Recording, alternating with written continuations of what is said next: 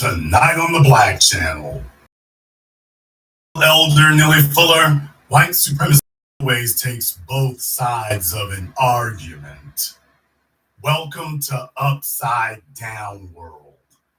The Black Channel is live.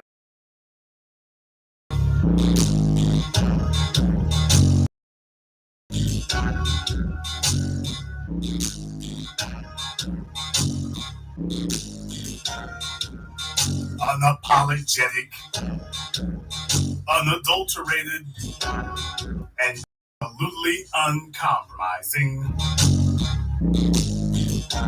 Greetings, brothers and sisters from around the world, and welcome back to the home, the haven, the stronghold, the everlasting super fortress of intelligent black thought. We are the Black Media, and this is the Black Channel. And I am your host, your brother, your humble servant, the voice of Black America, the Black Authority, broadcasting to you live from the only historically Black college university of higher education and learning in the cosmos. You are, of course, welcome to join us. And join us you shall, because on tonight's program here, brothers and sisters, I have to tell you, we've been saying this now for over a decade, it was not gonna be this easy. I told you. You see? It was never gonna be this easy. As hard as we've been fighting now for 20 years, it wasn't gonna be this easy. As hard as we've been fighting since the murder of Trayvon Martin, it wasn't gonna be this easy. And as hard as we've been fighting since the murder of George Floyd, it wasn't gonna be this easy. Folks, white supremacy does not take a holiday. They've been hard at work to figure out how in the hell do we flip this? How do we turn the world on its ear? Black people, particularly foundationals, have led the charge and have taken control of the national conversation.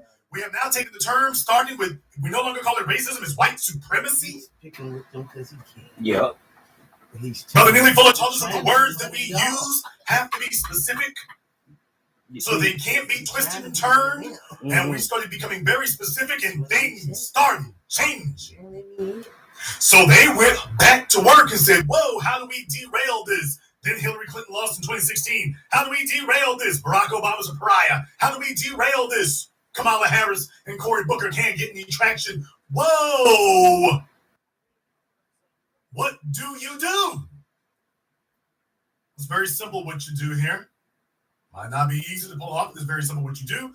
What you do is you turn the world on its ear and claim to everyone that the real racists are black people. Black folk are the real racists. Why? Everything was fine until black folks showed up. Everything was great. Everything was wonderful. As a matter of fact, there are no white Nazis. The black people are, of course, the real Nazis. Of course. Of course, black people are the real Nazis. There's no reason to talk to anybody else, anywhere else, for any other reason. Black folk are, of course, the real Nazis.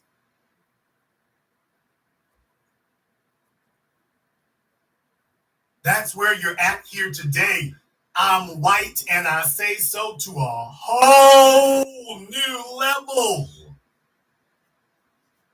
To tell you that one man in one place is the leader of, I guess, the neo-Nazi movement. I don't know what you call it at this point. That's what they really would tell you. To take a look at how much work they're putting into this is the real thing here. Take a look at how much work that they're putting into this.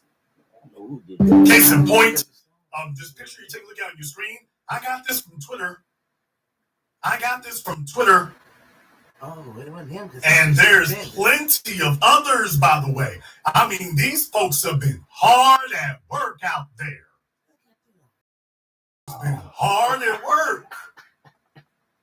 I'm talking about the digital artists and bands, boy, they haven't taken a minute off. They're doing their photoshopping and everything. This is how much work and effort they are putting into this. They ain't playing around, is what I'm trying to tell you. Okay, he gets suspended for this, though, but they let them do it. They're not playing around. Yep. Oh no, the picture I was using, that's just one. That's just one. I mean, they're steady trying to put this into the zeitgeist and into the cultural dialogue of everything here. We're just grabbing everything we can. This is it. I mean, we got wholesale artwork going on. Now, this is just me doing the search for it. This is just for me doing the search for it. They've been hard at work, people. Hard at work. But then again, it shouldn't be a surprise. I was showing a video here. Someone posted a video from Bill Burr. Said from years ago, said he met Kanye. I want to say back in 2017. Bill Burr on Kanye back in 2017. 2017. He was still happily married to Kim and every damn thing else. But Bill Burr, Joe Rogan's favorite buddy.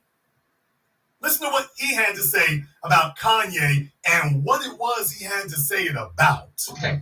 Next time Kanye's going off on himself, I'm telling you, just close your eyes, forget it's him, and really listen to what is coming out of this guy's mouth. He says shit like, I'm a genius. I'm a god. I'm Shakespeare. My biggest regret is I'll never get to see myself perform live. That's a direct quote. My biggest regret is I'll never get to see myself perform live. Dude, you put that ego in a white dude that is in benign in the Streisand. What's the blitzkrieg? What's a superior race? That was 2017, is what they said there. 2017. 5 years ago. What did Kanye say 5 years ago to make him saying, I'm Shakespeare, I'm great? How did that transform into, if you put this in a white guy, it would be a Nazi? How the hell did we get there? I'm live. Dude, you put that ego in a white dude that is in benign in the Streisand. What's... How the hell did you make that leap? How the hell do you make that leap? Yeah, you can say this person's rather full of themselves, but then again, if they're in Hollywood, I mean, that's actually career enhancement. How the hell did you make that leap? So they've been doing this for a minute.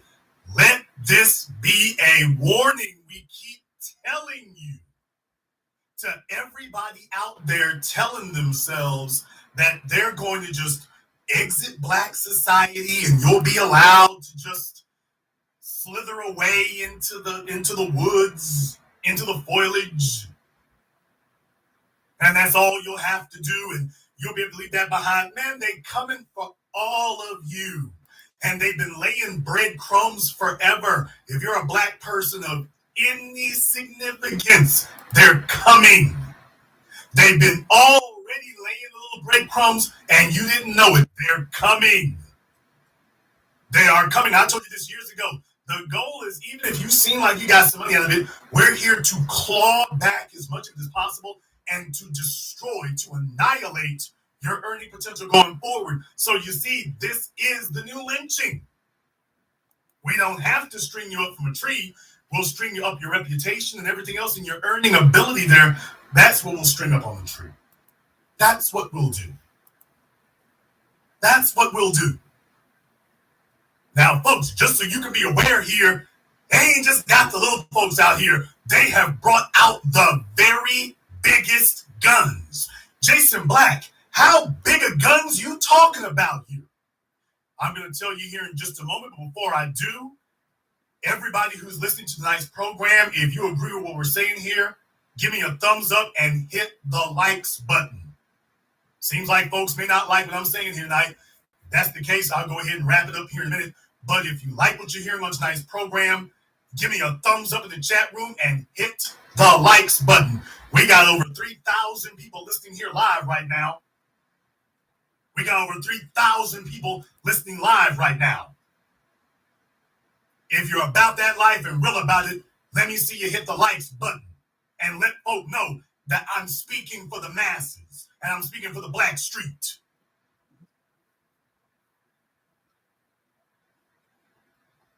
As I was saying here, they've brought out the big guns. And I mean the biggest guns. Well, Jason, how big of guns did they drag out in this? How big are the guns they dragging out? This big. Kamala Harris, who ain't said a damn thing and never saw a black person being brutalized by police that she didn't co-sign, she figured out a way to weigh in on this all of a sudden. Oh, she had to say something. Figured out a way to weigh in on this. Praising Hitler and denying the Holocaust is vile, appalling, and must be condemned. Our administration will continue to stand up against anti-Semitism and the epidemic of hate, except when it's black folk. Now, when it's black folk, it's open season. When it's black people, it's open season on black people. Folks, Kamala Harris is on deck. It's okay. Kamala Harris is on deck. Slavery, but it's wrong to talk about the right there in the middle of it. Fuck slavery. Yeah, black folk, you on your own. Right here, she's on deck. Oh, she's letting you know she'll speak out against racism as long as it's, as long as it's not black folk. As long as that's not the case, no problem. No problem. Big shout out here to everyone contributing to the program on PayPal, Cash App, especially in the Super Chat. My man Terrell Black, thank you for the program here. Continuing to educate the people. I'm going to keep doing what I do here. So thank you to everybody here who has contributed to the program on PayPal, Cash App, or Super Chat. Rain 11B Airborne, thank you very much here. RCD, everybody else here. John L., everyone else, thank you very much for your support. We appreciate that. By the way, Kamala Harris, those are big guns, but they ain't the biggest. Old Joe Biden has gotten off his meds long enough. Joe Biden is off his meds long enough. People, this is how real it's gotten. The President of the United States, Jim Crow Joe Biden. Here's a guy who would want to change the subject. If you ever saw a person who would desperately want to change the subject, this is him. I just want to make a few things clear. You mean other than your dementia? The Holocaust happened. Did slavery happen, sir? Did Jim Crow happen? Did segregation, redlining happen? Police brutality? Did any of that happen, sir? Just asking for a friend. Asking for a friend.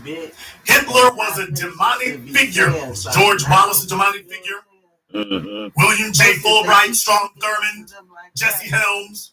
I know black people up there. Robert Byrd, were they demonic figures either? I'm just wondering. I'm just asking for a friend. Mr. Biden, your contemporaries in the United States Senate and House of Representatives, by the way, were they demonic figures too? Or are we just stopping at World War II? By the way, you and some of your friends, were those demonic figures also? Asking for a friend. And instead of giving it a platform, our political leaders should be calling out and rejecting anti-Semitism wherever it hides. Silence is complicity. You know what? I agree. When we're talking about black folk and descendants of slaves needing reparations, silence is complicity. I absolutely is complicity. I got to tell you right now, Trayvon Martin got a lot of damn silence from Joe Biden when he was in office. Trayvon Martin got a lot of damn silence from Vice President Joe Biden. A lot of damn silence. Mike Brown, Tamir Rice got a lot of damn silence from Joe Brown. From Joe Biden. A lot of damn silence from Joe Biden. Didn't stand up, didn't say anything. All of a sudden now, he wants to stand up and say something. All of a sudden, he wants to yell. Folks, I want you to understand what you're really taking a look at here. What you're really taking a look at is that they laid the groundwork of this with Bill Cosby. That we are going to transform, that the image of sexual predation is going to be transformed from white men, 90% of the equation. We're going to transfer that over to black men. Because we're white and we say so. Because we're white and we say so. That's what they're telling you here. We're going to do this because we can. We're going to do this because we can. We want to change the subject. And I've been saying this the whole damn time. They are trying to fundamentally change the national conversation. Fundamentally change it. And tell you that up is down and down is up. That up is down and down is up. And they started with Bill Cosby. They started with Bill Cosby.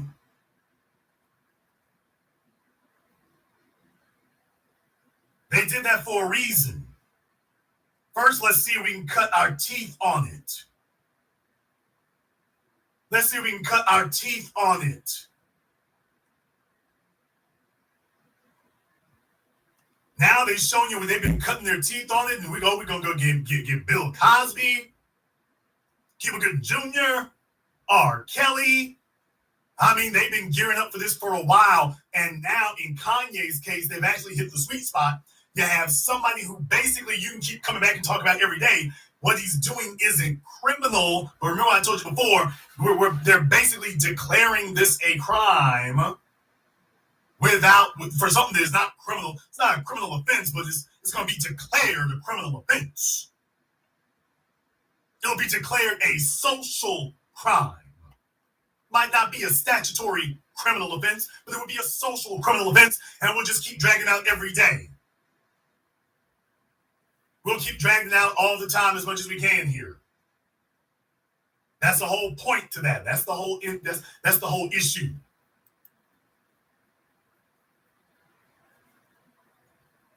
Didn't do what they did with Bill Cosby for nothing, with O.J. Simpson for nothing. They wanted to demonstrate and show that, hey, we can just make this bull crap up. And if we say this is what's real, then this is what's real. So now they told you that the face of sexual predation is black males. Now they're telling you in the unbelievable, the face of white supremacy is black males. Folks, they didn't just sit up here and put up pictures of Kanye. They put up pictures of Kanye as a Nazi. You can't be a black Nazi. That's going to be impossible. But what they want to do is ingrain the idea. Please do not make any mistakes about this. They want to solidify the idea that black people are the face of white supremacy. So that when black people start airing our grievances, I mean, they're already doing it now too. Oh, well, what about Kanye? What about Kanye? Those are the questions to ask there. So they're doing this on purpose. They're doing this on purpose. That's what you to remember. They're doing that on purpose. Do not be deceived. Don't be deceived about what you're seeing. They're doing this imagery on purpose. And the folk doing it are doing it so that they can reference this in the future.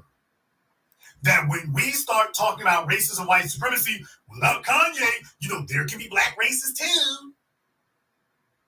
Now, I talked about what the game plan and the strategy was and would be years ago. What you do is you find a white group that you can claim doesn't have whiteness, and then that will be the bludgeon that you use. So you grab Ben Shapiro types and whatever. These are folks here who this is what the strategy they're using, and it is because if this is a Jewish issue, if this problem is for Jewish people, why in the world are there so many Anglos who are now running to the front to take up the cause? Why is that?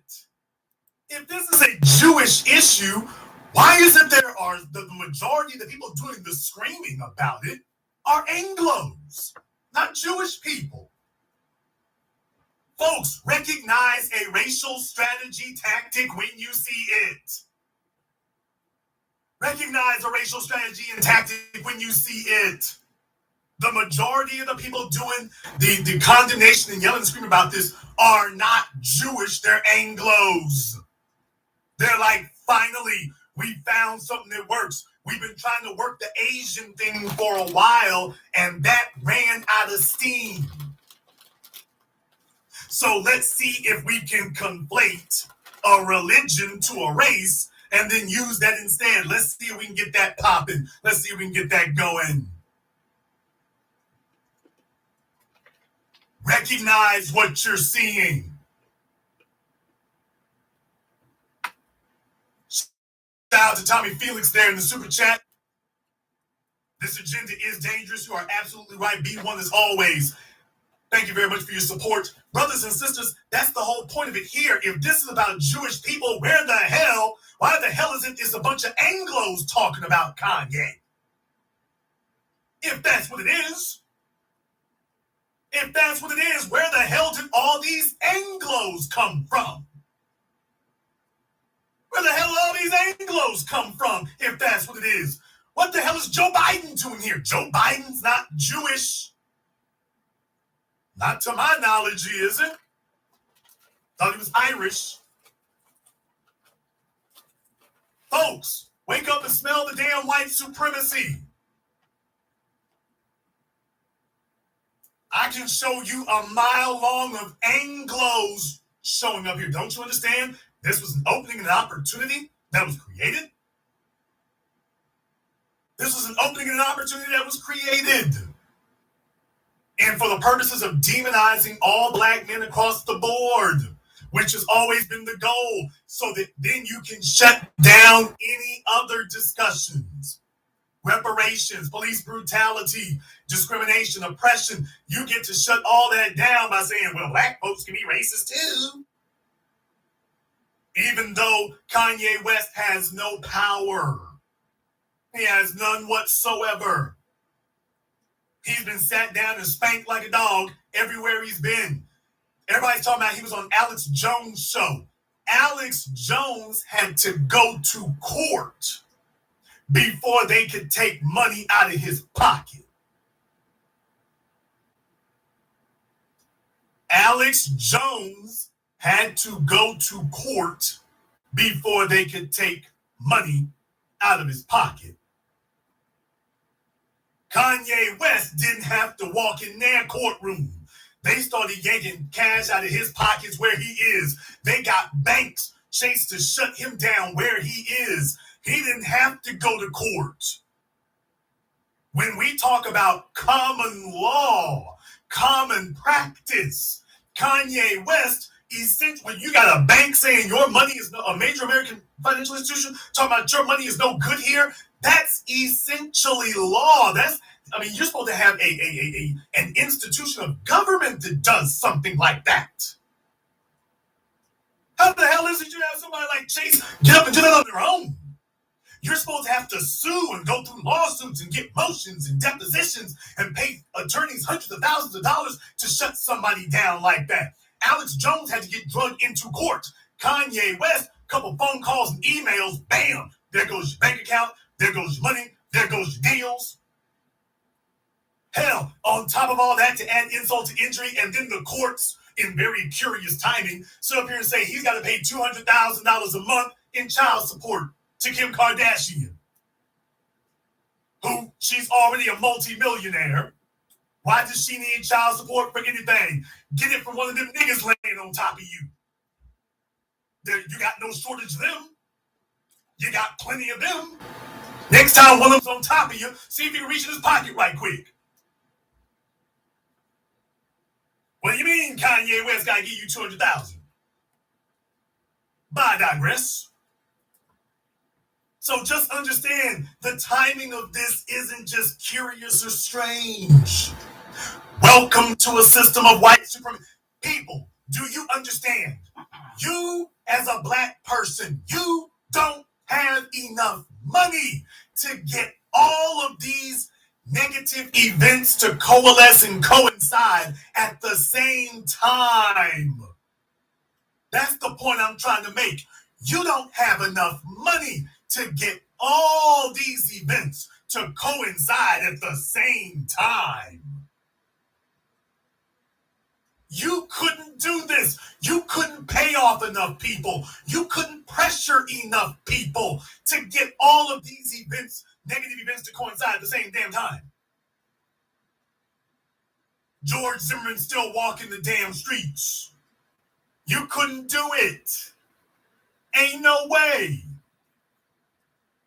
In the chat room, I'm sure the IRS gonna be giving him a call. When you got, damn me, the president and the vice president taking to Twitter. By the way, on the same day, Joe Biden put up his tweet at 11:23 a.m. and Kamala Harris put up her tweet at 2:22 p.m. That means these two was on the damn phone with each other. Okay, I'm gonna do this morning. You do this afternoon now. You couldn't pay for this to happen. When they talk about folks who got money, when you got money and power, as a black person, your money doesn't give you power. Your money gives you spending ability. Your money doesn't give you power. When you talk about white people's whiteness having a monetary value, this is what the hell we mean. Their whiteness alone has a monetary value. Kanye has crossed them, and now they're sitting up saying, okay, the Jewish community will be our excuse to do what we've been doing the whole time. They'll be our cover for it. They'll be our cover for it.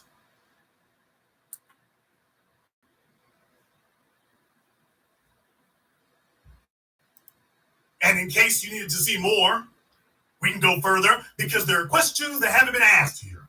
There are questions that haven't been asked here. And I want to get to those questions. Thank you very much here to Call Illustration. White supremacy is on code. We need to be. Ye is just a prop. He's not just a prop now. He's a proxy.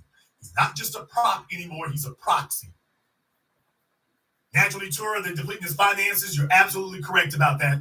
Thank you very much to Thaddeus Jones, I49, and everybody else who's contributed on Super Chat, PayPal, Cash App. Thank you very much for your support.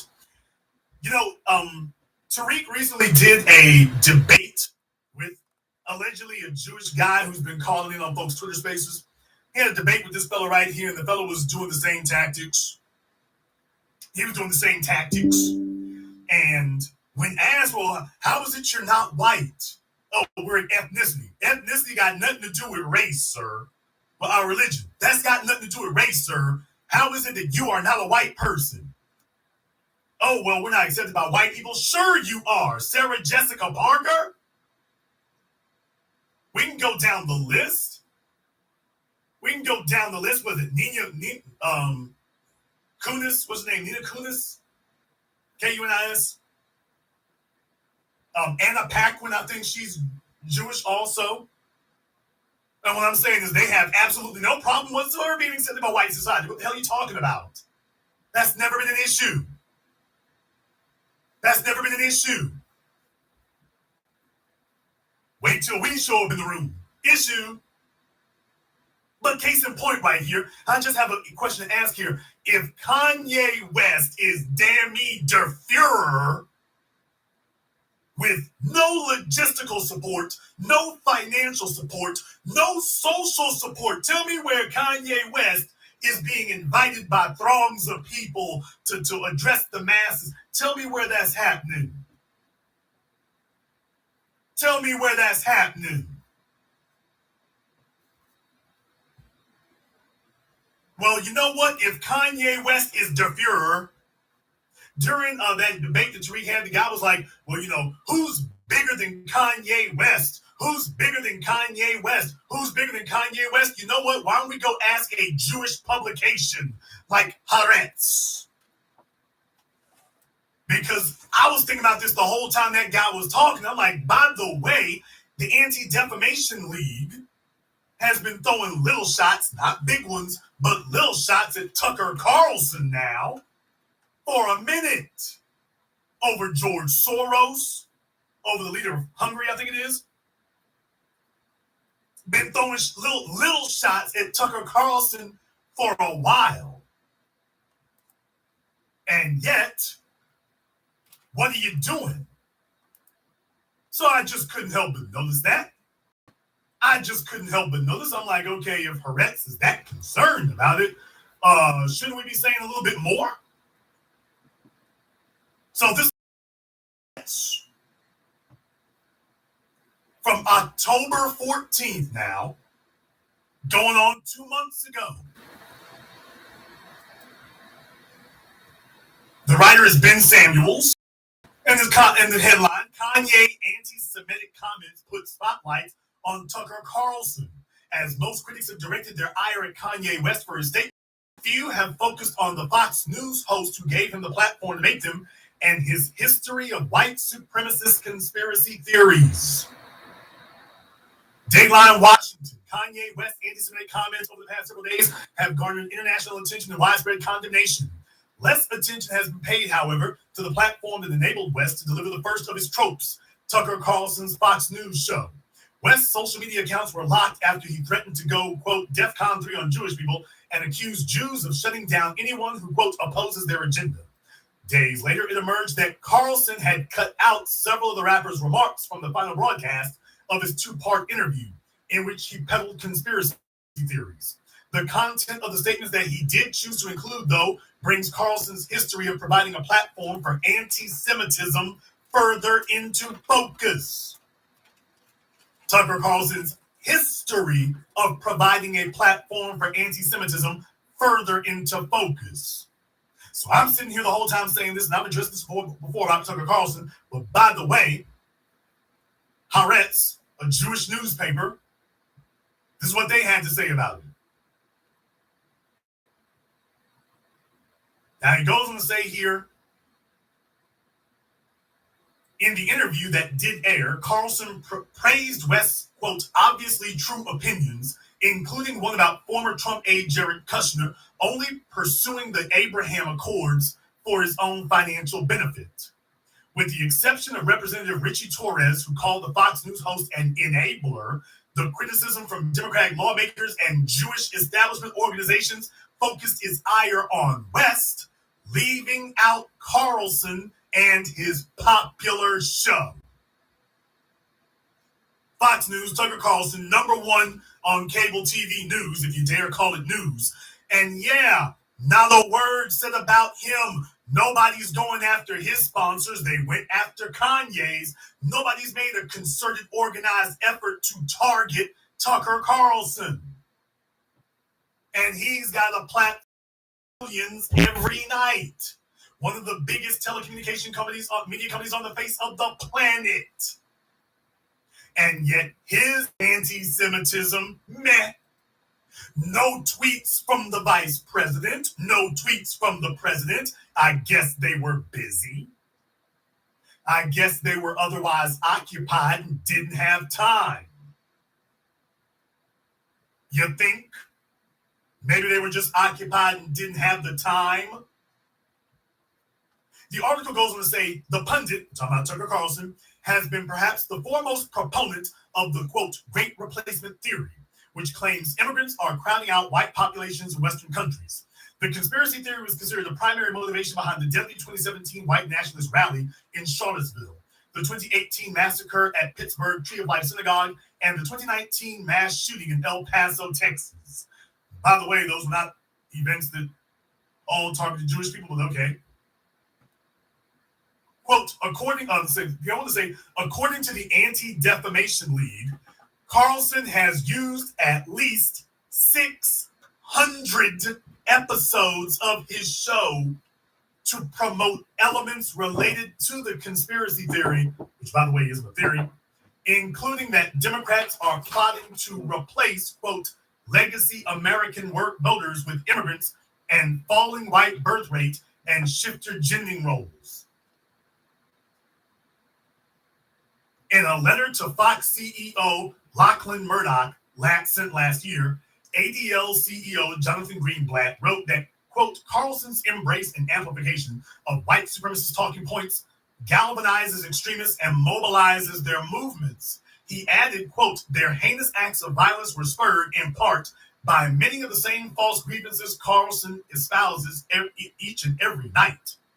In a separate letter to Fox News CEO Suzanne Scott, Greenblatt wrote that Carlson's defense of the Great Replacement theory, quote, is not legitimate political discourse. It is dangerous race-baiting, extreme rhetoric. And yet, unfortunately, it is the culmination of a pattern of increasingly divisive rhetoric used by Carlson over the past few years. Murdoch wrote in his response to Greenblatt that the media giant would not be firing Carlson for his statements. Well,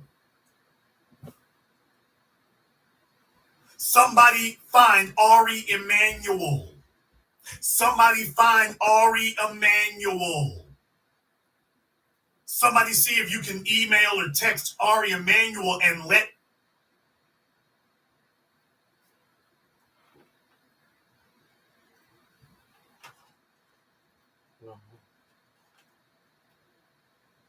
What happened?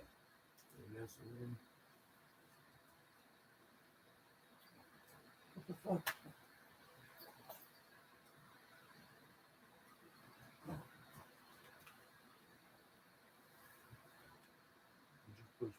Oh, hold on.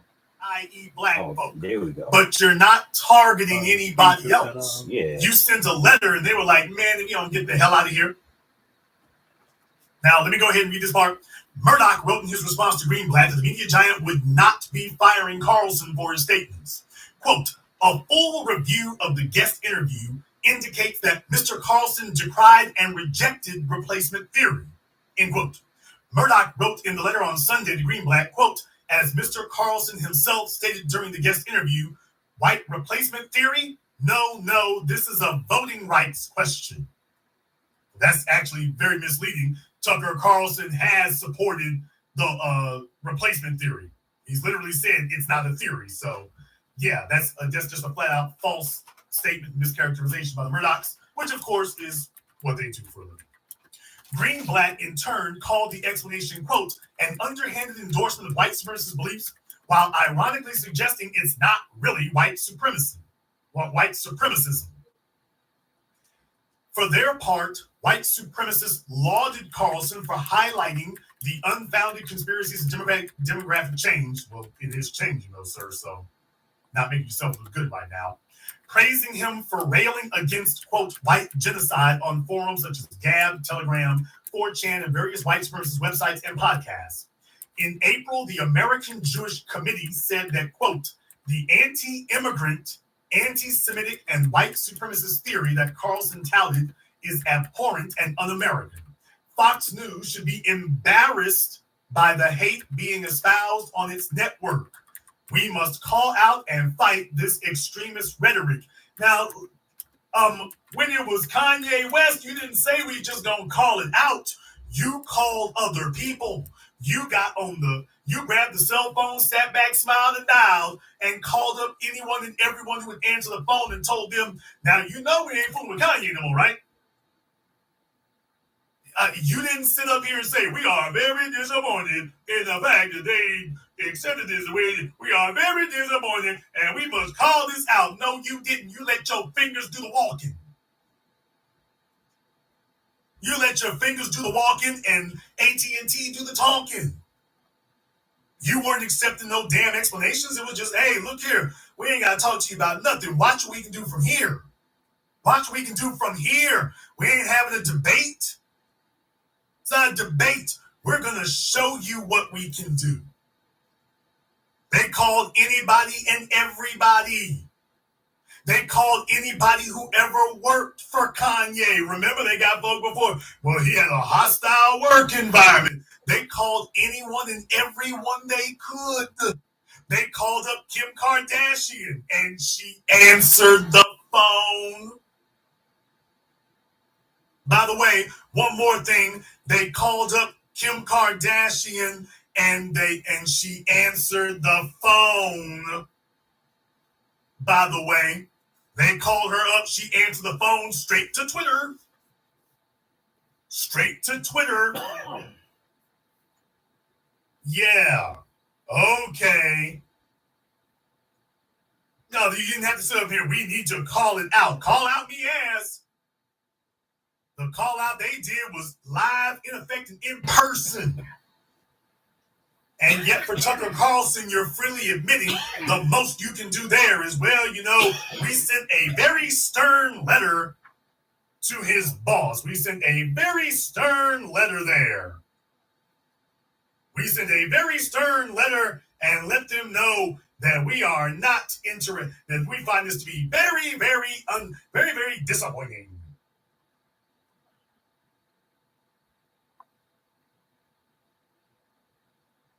Kanye West didn't get a stern letter. Kanye West got folk calling up Adidas and every damn thing else.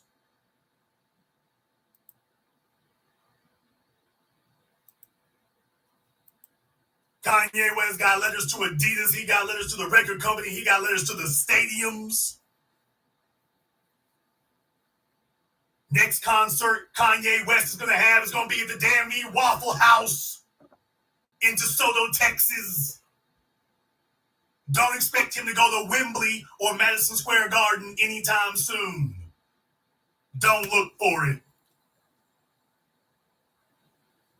Now I'm going to go on here. The article goes on to say an Associated Press poll released in May found that nearly half of Republicans in the United States agree, at least partially, with the idea that there is an international effort to crowd white Americans out with immigrants. After a shooter who voiced support for replacement theory in his online manifesto killed 10 black people in Buffalo, New York supermarket in May, Representative Liz Cheney accused the Republican leadership of enabling anti-Semitism and white supremacy. Folks, listen to that sentence one more time. This sentence here from this article from Haaretz, listen to that sentence one more time. After a shooter who voiced support for replacement theory, talking about Peyton Gendron, in his online manifesto killed 10 black people in Buffalo, and you all know I read his manifesto and then YouTube immediately targeted my channel for doing so. He stated he was going after black folk. He specifically stated he was going after black folk.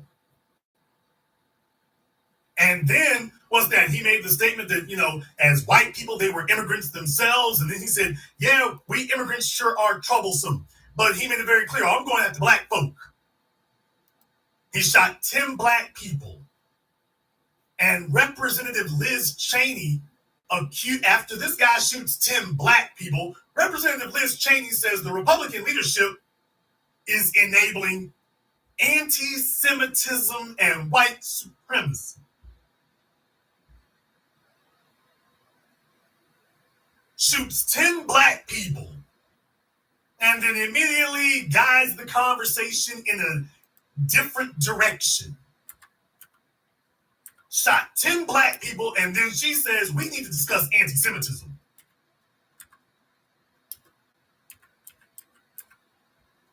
Think about that for a few moments. The article goes on to say the Stop Hate and Profit Coalition called on tech companies to deplatform Carlson for spreading the theory, noting that, quote, mainstreaming of this conspiracy serves as an accelerant to the erosion of our democracy, political divisiveness, increased toxicity online, and decreased faith in public institutions. Next, now here's the next section here, has in bold letters, target on Soros. Carlson has further played a significant role in highlighting conspiracy theories about Jewish billionaire George Soros.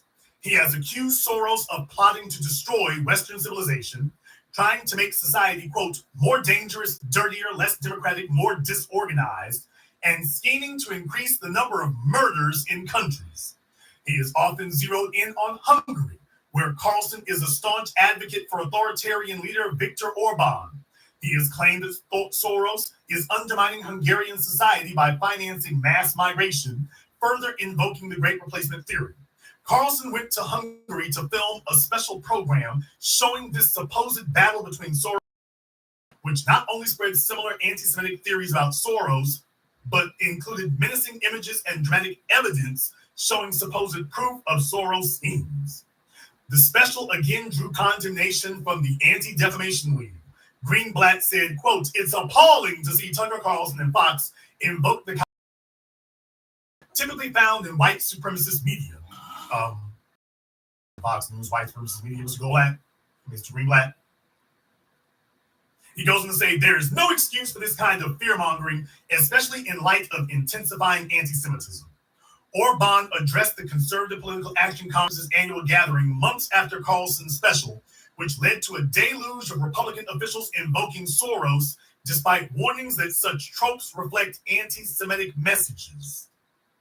Now, this reminds me of the interview that the debate that Tariq had with that fella on Twitter, which is, okay, what is it that's being said false?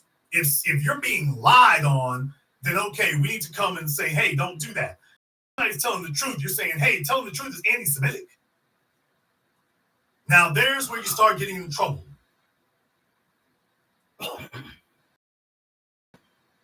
They go on to say here, Republican officials at the state and national levels echoed Carlson's claims that Soros and, quote, Soros-backed attorneys and prosecutors were enabling the spread of violent crime and plotting to destroy America.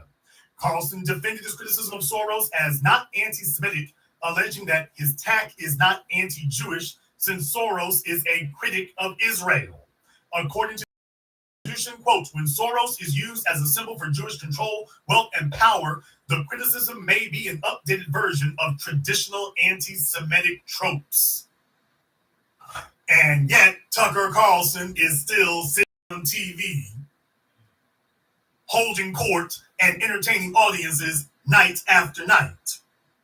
Nobody's pulled his sponsorships. Nobody has told the cable TV networks. Nobody's told the cable TV owners, the owners of the cable TV systems. Nobody's gotten Comcast, Time Warner, Spectrum, Cablevision, if it's still out there in New York. Nobody's gotten a hold of them. Google and Fios. Nobody's gotten a hold of them and said, hey, you need to pull him off of there. And they've had years to do that. Years. And yet he's still right there. Nobody's done anything about the white guy. Kanye West shut down immediately. Kanye started getting doors locked, accounts closed, contracts canceled, lawsuits filed. He started getting all that immediately. Now, Tucker Carlson has been attacking black people now for years and years and years. The Anti-Defamation League didn't have very much to say about that. Kanye West, when he was sitting up here supporting white supremacy against black people, Anti-Defamation League, definitely silent. Adidas, let me go ahead and remind you again. Adidas, the German pronunciation, Adidas didn't pull his contract for what he said about George Floyd and black people in slavery. Ari Emanuel wasn't sitting around letters because of what Kanye West said about black folk in slavery. Nobody said anything then. It was only when they thought they had found a group, because you can't use black folk for that. When they thought they had found a group that they could use as a bludgeon and say, okay, this will be the group that we use as our excuse, all of a sudden, everybody's mobilized. All of a sudden, everybody's mobilized. Now, they were dead quiet when we were saying what we were saying then. They didn't have a damn word to say. So it's not accidental. The whole thing is black people are the only people with a legitimate grievance against the government and the society. That is it. You can't dispute our grievance. So since you don't have another group with a legitimate grievance, what they instead do is try to trump up some claim that black people are oppressing somebody else. Well, you're oppressing this group of white people over here. Well, they don't identify as white sometimes. Some of them don't identify as white sometimes, but white is not a religion. White is not a religion. And nobody is talking about the black Jews. Oh, I'm sorry. The white ones will tell you that's being anti-Semitic if you say there are black Jews. Because there are. So just recognize what you're seeing here from Cosby to Kanye. From Cosby to Kanye. They're telling all of us that they are flipping the script on American racism and white supremacy, and that now the true racists are black people. And by the way, it was and is a coalition of your so-called left and your so-called right. It's a coalition of both, because both of them are twin wings on the bird of white supremacy. As Malcolm X warned us decades ago, they've both been looking for a way to neutralize us on both sides. And they don't have a legitimate minority group to do it with. They've been trying everything under the sun. They've been trying to throw everything they can. So it's like, okay, fine, we'll just find a white group to do it with. And we'll use that. But what they're not doing is showing anything legitimate. Now that's what they're not doing. So they're now trying to rewrite society in real time. Hey, black people are the real racists. Black people are the real white supremacists. Didn't you know? Black people are the real white supremacists. Black people are the real problem. Black people are the real issue. You know, there have been white supremacists, but black folk are the real threat. Then they start running down their list of greatest hits. Farrakhan, etc. All of a sudden, you know, your so-called left-wingers start sounding like the right-wingers. And these are all scapegoats. Kanye West is not a power broker. When Dog the Bounty Hunter was saying what he was saying, nobody said that Dog the Bounty Hunter's comments contributed to anti-black violence. Rush Limbaugh, they never said that. Bill O'Reilly, they never said that. It doesn't matter who it is or what it is on television, cable, radio, or anything. When they speak against black folk and paint us as the preeminent problem on planet Earth, nobody says that contributes directly to anti-black violence.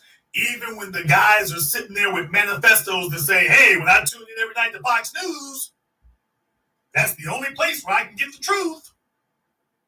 Let me go to Mother Emanuel Church in Charleston and go kill as many little old ladies as I can. Nobody does that. That's not the response they give.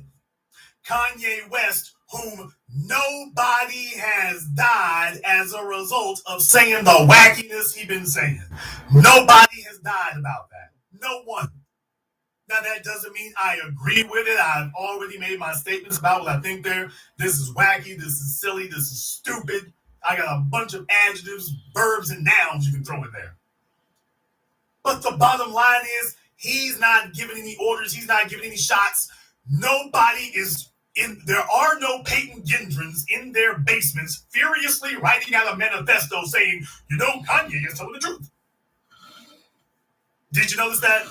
There's not a Peyton Gendron or a George Zimmerman sitting in their basement somewhere, ripping up the parchment, banging away at their keyboard furiously to tap out their manifesto and talking about how Kanye is their thought leader and Kanye had the guts and the courage to tell the truth, and I feel it's necessary.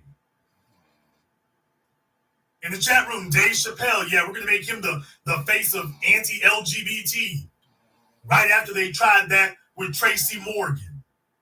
So every time you turn around, that's what they keep doing. That's what they keep doing. There's nobody in their bedrooms, in their basement, at summer camp talking about, you know what, I'm sure glad Kanye said what he said. Let me go buy an AK-47. Nobody is saying that. Nobody has said that. It's not on its way and it's not coming. It's not on its way and it's not coming. Not now, not ever. There's no Jewish synagogue anywhere that's like, boy, I wish Kanye would stop. We're getting nervous. Nobody is saying that because they know this guy's an entertainer. He doesn't have black support, much less white support, much less white supremacists. It's like, Kanye, we're sure glad that everybody recognizes your name. And that's why everybody wants to cozy up to him. So a bunch of no-name dudes are looking to get the rub. A bunch of no-name dudes and a bunch of no-name females are looking to get the rub off of Kanye. Candace Owens, sitting up here booed up with Kanye, gave her a reason and a justification for her name to be mentioned internationally. Nick Fuentes, now Donald Trump, who turned around and started talking trash. Everybody is using him to raise their profile. But they're not looking to him as an intellectual thought leader. That's the point. They're not looking to Kanye as their intellectual thought leader. Nobody is saying, you know what, I read Kanye's book. Well, you have to write one first. I read Kanye's book and he really laid out the text. Nobody's doing that. Nobody is organizing Unite the Right 3 and advising everybody to study Kanye and his statements. Nobody's doing that. 5 jackalopes on a bridge in Sacramento holding up a sign that don't carry no damn weight. There are more people who show up to buy a damn iPhone in Austin, Texas. Please. You got more homeless people waiting outside of a shelter than you had people on the damn bridge supporting Kanye, if you want to call that support, because everybody is just using this event and this moment in time to promote their interests the way they want to promote it. But that's all they're doing. That's it. And when it's over, what are they going to do? When all this is over, what they're going to do is take black folk and say, okay, this is public enemy number one, including the people who allegedly, supposedly agree with Kanye at this time. Including the folks who allegedly, supposedly agree with him, they too are going to come back in the end and throw black folk under the bus. Case in point, Candace Owens. Has Candace Owens stopped her jihad against black folk? Has Candace Owens stopped her enabling? Has she stopped that? Alex Jones? Has Alex Jones turned over a new leaf? Or is he as anti-black as he's always been? Nick Fuentes, you get the point. Everybody booed up Tucker Carlson. Has Tucker Carlson stopped his anti-black racism? No. They're sitting there with Kanye West, they smiling, they cheesing, they're doing interviews, and then as soon as they get finished talking to him, they come back and talk about what's wrong with black folk. Kanye West has no power, and every single individual attempting to co-opt this and take advantage of it, exploit, they know the damn truth too. So why are you bringing him up and why are you invoking him? Because you know what the end game is. The end game is to start the discussion with Kanye, but to end the discussion about black folk need to do X, Y, Z. That's what this is about. What it's always been about. They'll start the discussion with Kanye, but they're going to end it by saying, but you know, the real problem is black folk, just like Cliven Bundy. Cliven Bundy was asked about why he was sitting up here with his cattle on federal grounds. He started the conversation talking about the overreach of the federal government, and then out of nowhere, swerve, broke off into a damn rant about, but you know, the real problem is the niggas. So let me get this straight. All these folks out here are claiming that they're against the federal government and federal government overreach, and when they actually handed the microphone to Cliven Bundy and let him rock out, started about the federal government and then said, but you know, now that I've got all these cameras here, you should all know the real problem is them Negroes. Not a black person with a ranch not one damn claim jumper, not one black cattle thief anywhere near his land or the federal land he's squatting on. No black folk anywhere near it. But we interrupt this anti-government rally to bring you the two against black people. We interrupt this so-called anti-federal government rally to bring you the two to the table. And that's what he did. So just recognize that from Cosby to Kanye, this has been a never-ending effort and campaign to disarm black people's legitimate grievances against the society so that when we start talking about racism, they'll have some mascots they can throw up. When we start talking about sexual assault, they'll have mascots to throw up. When we start talking about anti-black racism, they'll have a deflection. That's what they're going to try to do. I'm exposing that here tonight so that you understand what they're doing, and so you'll be intellectually armed and socially prepared to shut it down. This doesn't exist in a vacuum. You don't have this kind of widespread. Nothing spreads like this by accident. This only spreads like this when it's engineered. The President of the United States, doesn't he have better damn things to do?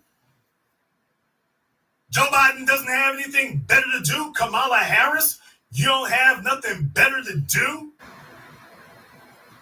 On a Friday afternoon, Kamala? Aren't you supposed to be curating your OnlyFans? Joe Biden, aren't you supposed to be, sorting out your dementia pills? Don't you got better things to do on a Friday? Kanye West is the Russians are steamrolling the Ukraine. Illegal aliens are flooding across the border because Joe held the gate open for them. Inflation is out of this world. Car prices are unbelievable. Housing prices are astronomical. The economy is in free fall. Cryptocurrency scams threatening to destroy whole state governments. North Korea slinging missiles like French fries. China, that says it all right there. And Joe Biden's like, we interrupt the world coming to an end to let you know I'm really unhappy with what Kanye's saying. So, and y'all worry about Trump on Twitter? The problem was Trump on Twitter? Really? Trump needs to get off Twitter? Sir. Well, I've taken care of everything. Everything's going fine. It is? Everything's great now? According to Joe Biden, everything's great now. Everything's fine.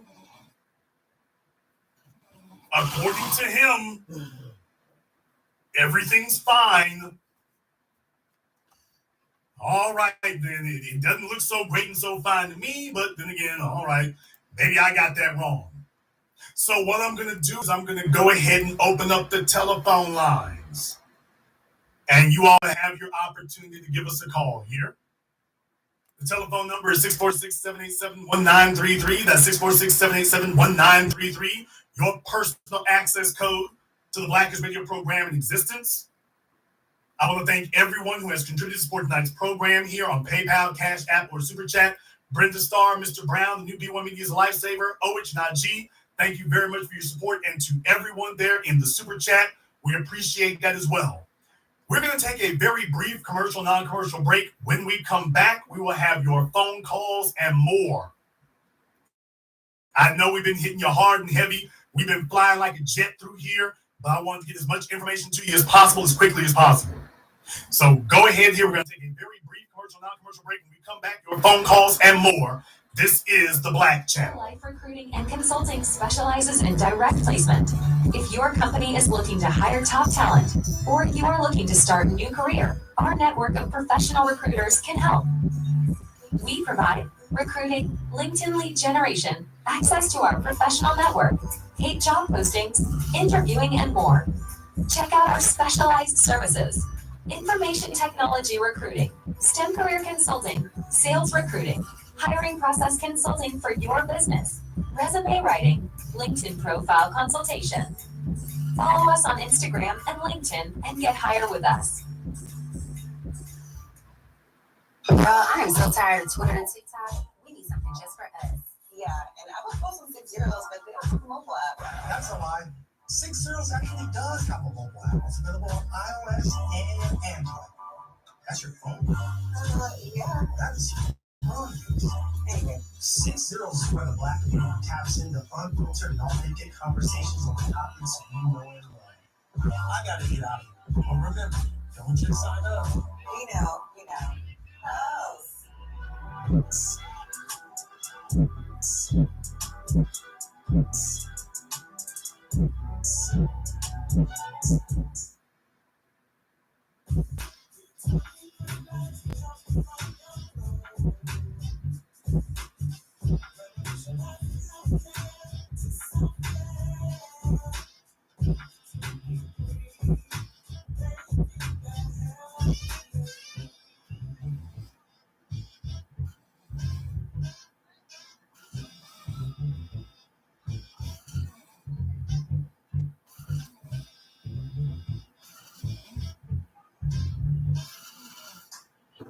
Hi, this is Brenda Starr, creator of Poetry with a Purpose and author of the book Press But Not Crush.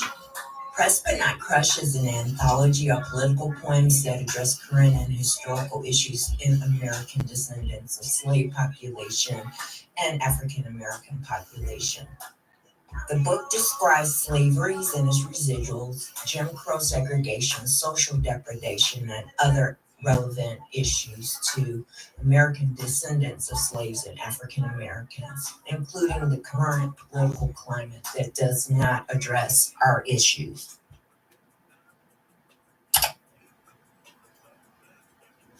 This is the Black Channel. I am your host, your brother, your humble servant, the Black Authority. Very glad to be with you all here this evening.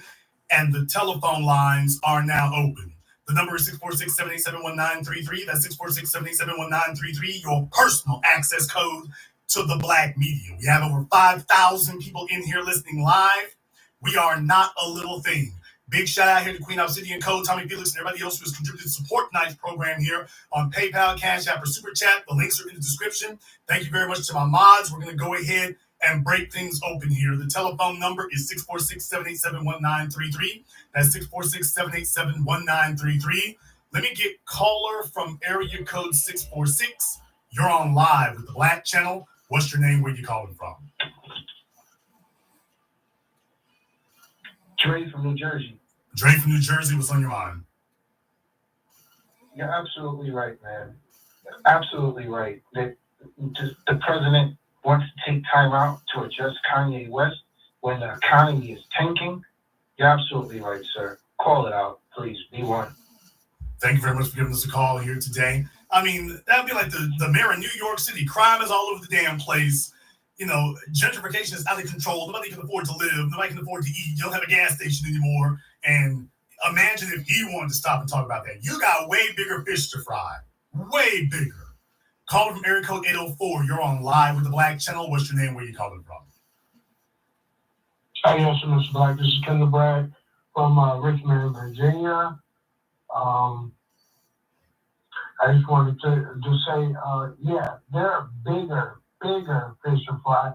I had young white people asking me, come on, so what do you think about Kanye? I was like, don't care. But what do you think about reparations for Black people? And they walked away. Like I say, they definitely understand the value of this. They think that they have found a way to neutralize Black people's arguments against white supremacy. Period, point blank, end of discussion. They think that's what they found. Thank you very much for giving us a call. Let me get called from area code 704. You're on live with the Black Channel. What's your name? Where you calling from? Hello, this is Lanisa Turner. I'm calling from Concord, North Carolina. Lanisa from Concord. What's on your mind? Yeah, I agree with you 100%. I'm really disgusted in this presidential administration focusing on Kanye when he has, like you said, the inflation, the war in Ukraine, all the other things he needs to be focused on. And then Kamala chiming in, and she's quiet as a country mouse when it comes to us. This is why we need to stop voting Democrat. They have shown who they are, and they are not on our side. And I just wanted to say it's a great program tonight. I'm just learning so much. And B1. B1 sister, thank you very much for giving us a call here tonight. Let me get caller from area code 626. You're on live with Black Channel. What's your name? Where you calling from? Hello? Yes, you're on live. Can you hear me? Yes. What is your name? Where Okay. you calling from? Okay, long time. Okay, look, I'm Shawnee, and I'm calling from California. Long time listener, first time caller. I donated $19, and I said, oh my God, he's going to get me because everybody else is sending much more money. So I'm going to have to up my donation game. I'm going to let you know next show, I'm going to do that. I'm going to send you more. Anyway, I said, okay, please don't jump down my throat. But anyways, I don't really have anything to say other than I like the work you're doing. I like what you're doing. And I think it's time that we need to we need to get out of trying to be accepted in the white circles and take care of the business that pertains to us right now. Worrying about what white folks think about us and everything, everybody want us around. They've been trying to get rid of us since Reconstruction, since slavery. They've been trying to figure out how to get rid of the Negro, okay? And as for Joe Biden and Kamala Harris, they don't have nothing else to do but to sit around on a Saturday and talk about Kanye West because she be on timeout most of the time, okay? And she doesn't come out unless they go get her out the corner and tell her to come out and say something. You know what I'm saying? So we're gonna be up a creek without a paddle. We need to just start focusing on our business and stop running behind these white folks. And that's B1 for me. Thank you very much for giving us a call tonight. Let me get caller from area code 773. You're on live with the Black Channel. What's your name? Where are you calling from? Yeah, this is Bill calling out of Chicago. Bill out of Chicago, what's on your mind? Yeah, Dave. It just occurred to me that it seems like that everything you say, anything about the Jewish people is anti-Semitic. When Kanye said that the Jewish people run Hollywood, everybody knows that they do run Hollywood. And when Tariq had a conversation with this guy, Jewish Peter was saying that if you say too much about the atrocity of the Jewish people or the monopoly that they have in this world, it's anti-Semitic. I just don't get that when he was talking about that. Like, if you say too much truth about what the Jewish people have done or what they have conquered, that is anti-Semitic. And as a matter of fact, Henry Ford of the Ford dealership or the Ford owner, he had a committee go out there to Germany to find out the truth about the Holocaust. And he sent experts out there and said, according to Henry Ford, the experts went out there and said, hey, it is impossible to kill 6 million of those people in 4 years. His expert came back and told the United States Senate, say, hey, something about this ain't right. Well, certainly that's not impossible to do so. So if you have an expert that tells you that, that's just flat out. That's not a very good expert if you have somebody saying that. Not a very good expert at all. However, the point that the fella did make about when he's basically the point that he was making that any criticism against Jewish people, he was saying that needed to be handled behind closed doors, or that needed to be handled privately, or whatever the case may be. Which, of course, I'm like, you know what? That sounds like a great idea. Let's start with Kanye and Kyrie. Oh, well, that doesn't need to be handled privately. That needs to be handled in front of the world and whatnot.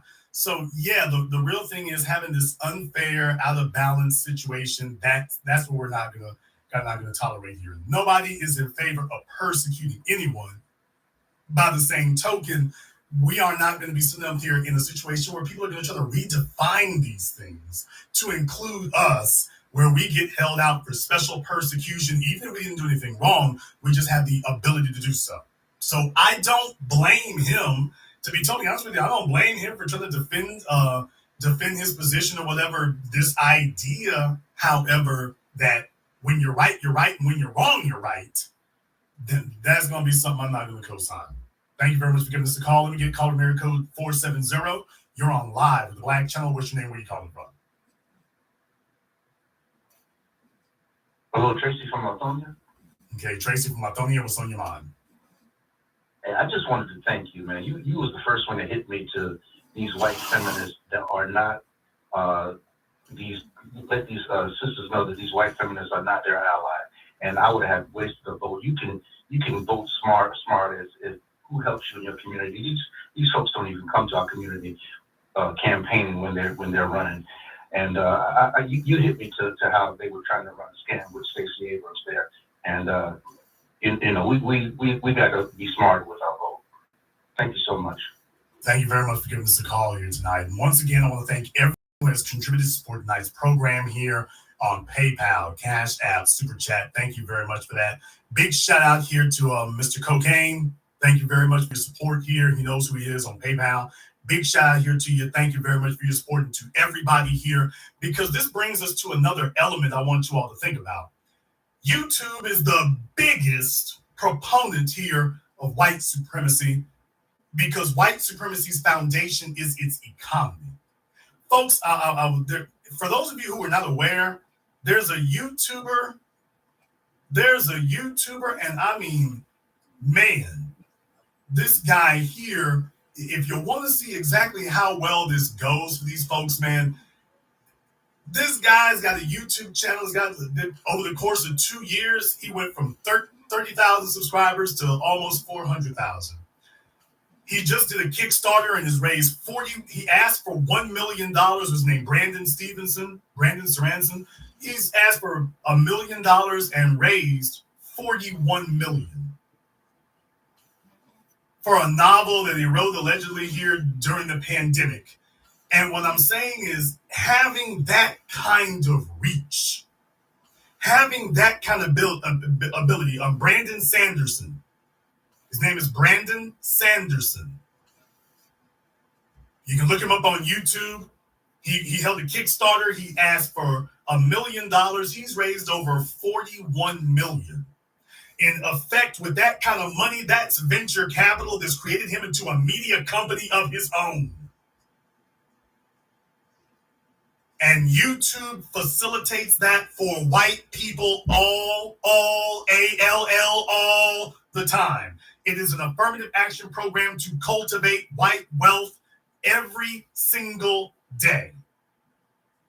That's white supremacy.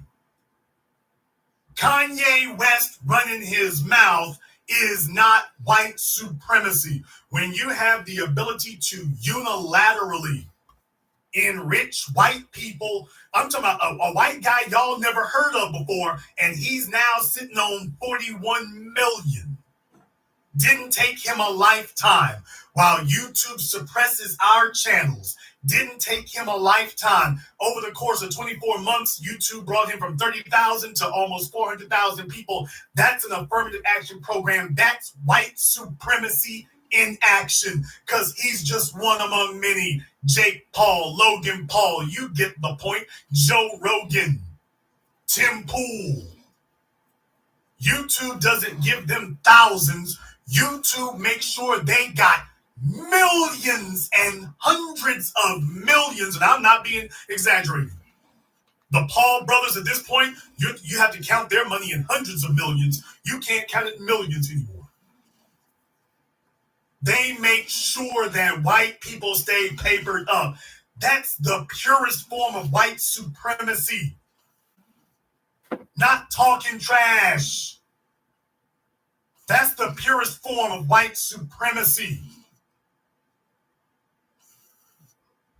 That's a point to remember. As black people, everything else could stay equal, and we be cool. Everything else could stay equal, and we can be cool.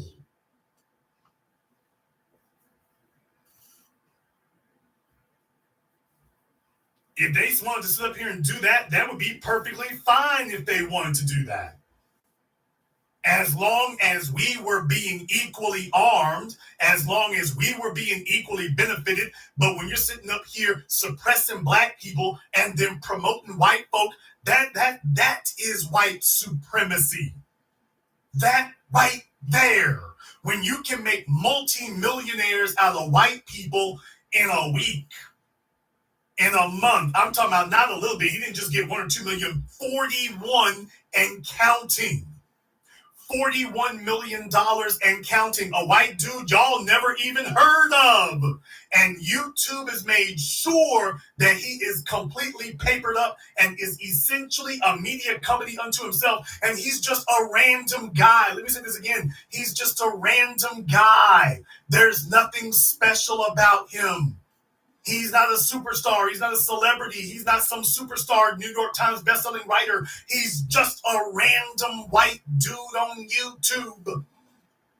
And yet when that name blows up, we can put millions behind him.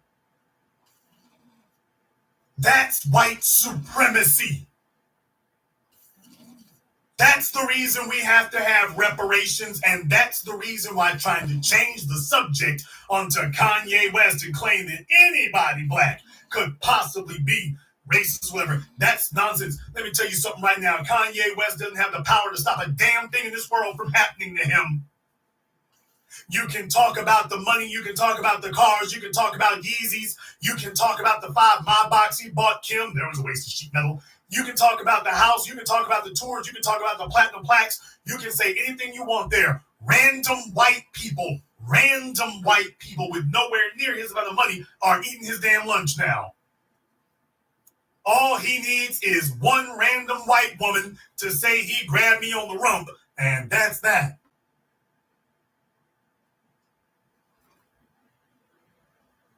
All you need is one random white woman to make an accusation, and here comes the media. Okay, that's what we were looking for. So I wanted to put that in this proper context of exactly where we fall in this hierarchy here. If we had the same, if they were stopped, the whole thing about white supremacy is when a black person like Kanye shows up and says something that doesn't even need to be repeated, all of a sudden, that gets pushed to the top of the feed.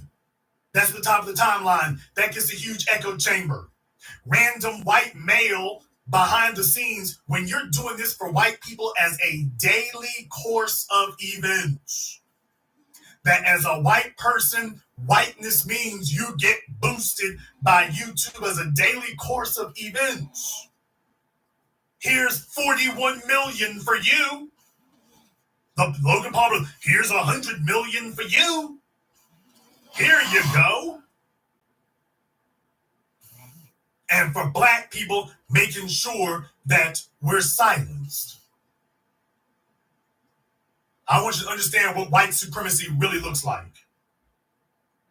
Call from area code 267. You're on live with the Black Channel. What's your name? Where are you calling from? Hi, yeah, this is Tammy calling from PA Williamsport. How are you? I'd like to make a few points. I just find it interesting that our politician is, like everybody was saying, coming against Kanye. Now, I'm not a big fan of Kanye, and I feel like a lot of the things he does is the shock value, and he doesn't think before he acts. But I remember, what's his name? Oh my God, I forgot the guy's name. It was, he's Howard Stern, yes, was dressed in blackface, mocking black people. I don't remember anybody saying that he was doing hate speech. I remember Whoopi Goldberg's husband, who was Jewish, was wearing blackface. There's quite a few of them that have done stuff like this. The crypto scammer, who's also Jewish, the FTX guy who's stolen millions of dollars. All these people have actually hurt people and done things. They don't talk about a lot of the Jewish mafia over there in Israel who murder like African Jews. You know, there's so much things that they do, and it's so hypocritical. And even disgusting. Now, well, you know, it reminds me of that actor. I forget his name off the top of my head, but everybody knows him. There's this black dude. He's running around. He's obviously mentally and emotionally unstable. And he's claiming he slept with Nick Cannon, and he used to be on TV. What's his name? I don't know if it was Orlando Jones. I forget the name off the top of my head, but You know, when he says something, it gets dismissed. Kanye West has come out and literally said, by the way, I'm bipolar, I got issues. And they're quoting him as if he is a stable, reliable source of his statements. That's the problem. What is it? Orlando Brown. Kanye West and Orlando Brown are damn near on the same level, except Kanye's been able to hold it together a little bit longer to be able to make albums. Right. Kanye's been able to hold it a little bit better to make albums. And think about that for a moment. Nobody's sitting up here saying that Orlando Brown, what he's saying is legit. You know why? Because they know if they sit up here and treat him like he's legit, he's going to start yelling a bunch of white men's names. If Entertainment Tonight or somebody shove a microphone in his face, he's going to start saying a bunch of white men's names. Oh, we ain't giving you the microphone for that. We're not going to give you the microphone for that. But for Kanye, who is obviously dealing with a number of different issues, and understand one more thing. Isn't this like ableist? No, I meant what I said. Isn't this ableist? If Kanye is dealing with some mental or emotional handicaps, how is it you're going to keep shoving the microphone in his face for him to say more outlandish things, knowing that the source of it is a mental and emotional instability? What the hell ever happened to the ableist crowd, the LGBT ableist crowd? Aren't you supposed to be protecting Kanye? It's like, hey, don't ask him any questions. You know he's dealing with issues. Don't play his videos. Well, you need to treat that like misinformation. Remember during COVID, why you shouldn't be disseminating misinformation. Hunter Biden's laptop, that's misinformation. Well, you shouldn't be disseminating misinformation. Leave Kanye alone. Why, this is ableist. He's got disability issues. Why are you putting a microphone in the face of somebody who's got obvious issues? Why, you're oppressing him. You're making fun of him. That's discrimination. That's mocking the handicapped. Black to death. That's what I'm saying. Where are the so-called mental health advocates? You know, the same folk who show up when a white kid shoots up a school or a restaurant or a playground. By the way, where are the mental health advocates for Kanye, who we've confirmed is on antidepressants and probably on other medications? He's probably on borderline personality disorder medications at this point. He's probably on BPD medications at this point. Or at least he should be. If he ain't taking them, he damn sure needs to start. But nobody's treating it like that. You see, when you're black, your mental and emotional disabilities are cause for A, entertainment, and B, persecution. We've already established this isn't a guy who's completely emotionally and mentally balanced. We've already established that. So why is the media engaging in this kind of behavior? Where are the so-called snowflake woke folk to sit up in Hollywood who love to stand up for every damn thing else? I guess because he's not trying to fill on little kids. I guess that makes it not worth defending. But by the way, y'all are showing your racism here. I'll let you have the last word. Yeah, also, this is also how I feel about Kanye. I feel like he's a part of these people. I feel like he's working with them to intentionally undermine Black people. I don't know about their thoughts. I sincerely don't think that he cares about anybody. Because he hangs up with no statement, and he's done things in the past that's very questionable. And I don't know why Black people look at him like somebody spiritual. But I honestly think that he's a part of that group. He's just trying to, I think he's co-op. Like, I feel like he's an insurgent. Like, they're using him as a way to put a target on our back. And you might think I'm a conspiracy theorist, but that's the way I think. I honestly don't think he's sincere in anything he's doing. Well, I mean, how sincere can you be if you're dealing with, if you need to go on medications? How sincere can you be?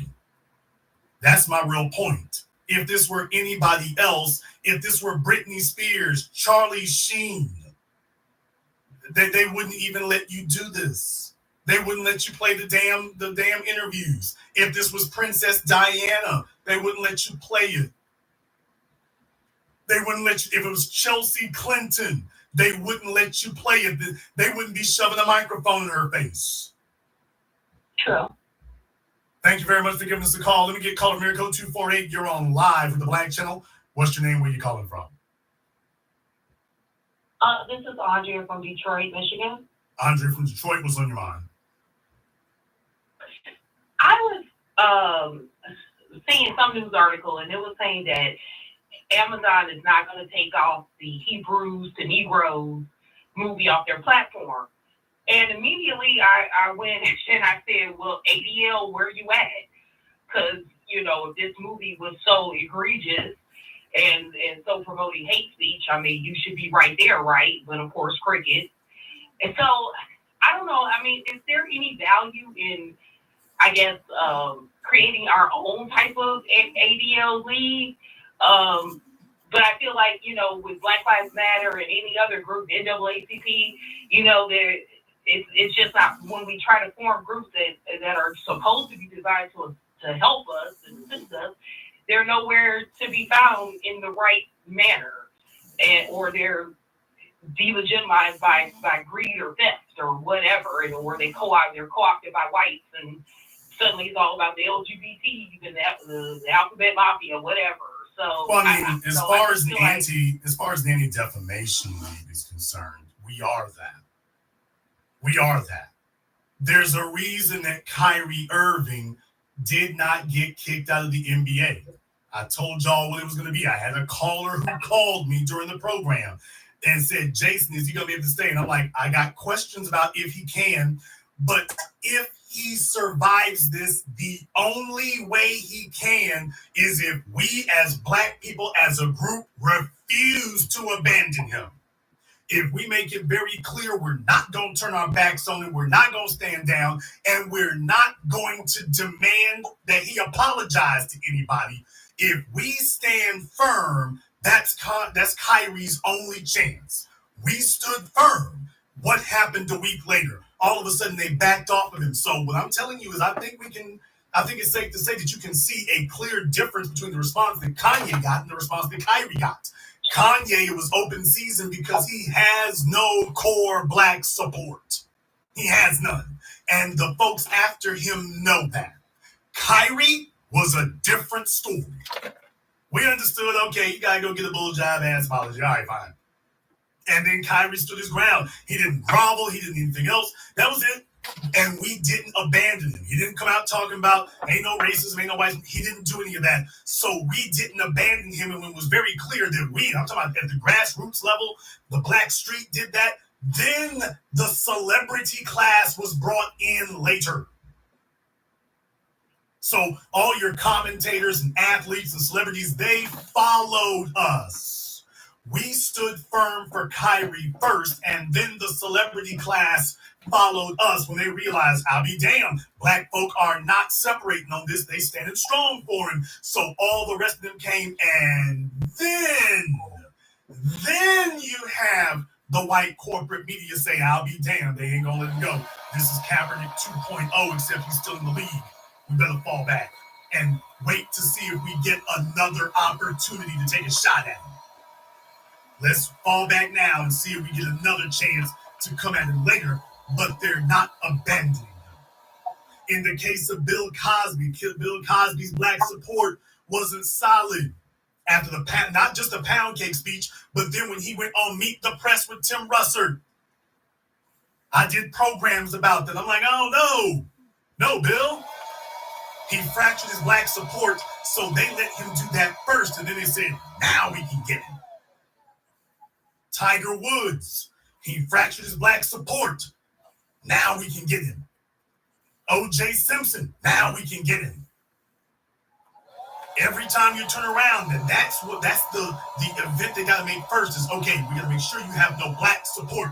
Michael Jackson never lost his Black support. I'm trying to tell y'all what it is every time you see that.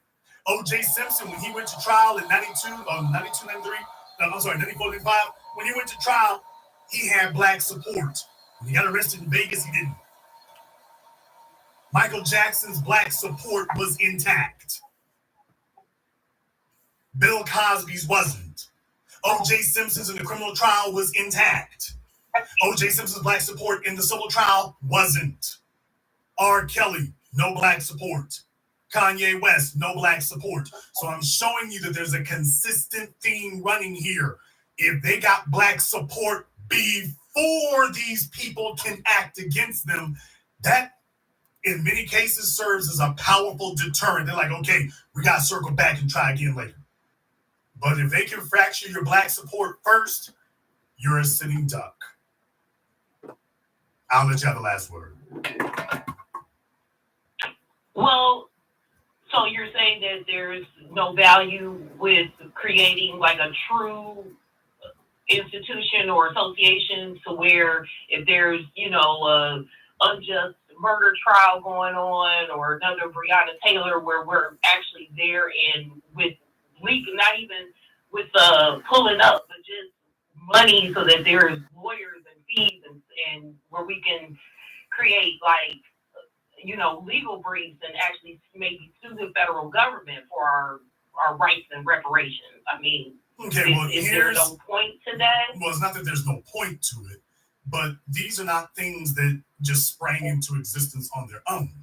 You've got to have three critical elements. Number one, you have to have a competent operative class. And right now, our best and brightest black competent legal minds work for white firms. Johnny Cochran was really the last great black legal mind that didn't work for a white firm, didn't work for a white corporation. He was free to pursue the interests of his people. So that was a critical key difference. Yes, we have some very good black lawyers out there, but most of them get snapped up by white corporations, white firms, and then you never see from them again. Johnny was an anomaly. So my suggestion would be, if your so-called black HBCUs and whatnot, if they cannot sit up here and crank out for us a competent legal class, then there is no reason for the HBCUs to exist. Because you see, when you're talking about your Jewish universities and whatnot, they bring out a competent class of citizens, competent operatives. When Dr. John Henry Clark talked about Brandeis, they have competence in their institutions. That's first and foremost what we need. I'm not going to say the names, but y'all know the names. Yeah, we got black lawyers out there and whatnot, but nobody considers them to be your best and brightest. Nobody considers them to be your most competent. Nobody wants to see any of them filing a brief with the Supreme Court or a banana boat. So first and foremost, we don't have a competent operative class the way we need to. Ours gets targeted to be co-opted and integrated into another machine. That's the first thing. Even if you didn't have money, at the very least, if you had competent people, because you take a look at things like the Mormon Church, or what is that?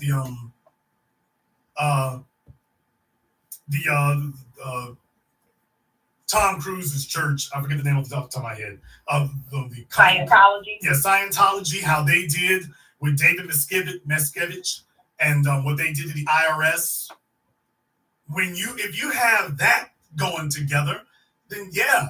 Even if you don't have necessarily all the money in the world, if you have competent people, that can supersede the need for money like that. Now, next thing is a lot of funding. Money may not be the most important thing, but it's an important thing. The ADL is fully funded. The Jewish League is fully funded. These things are fully funded.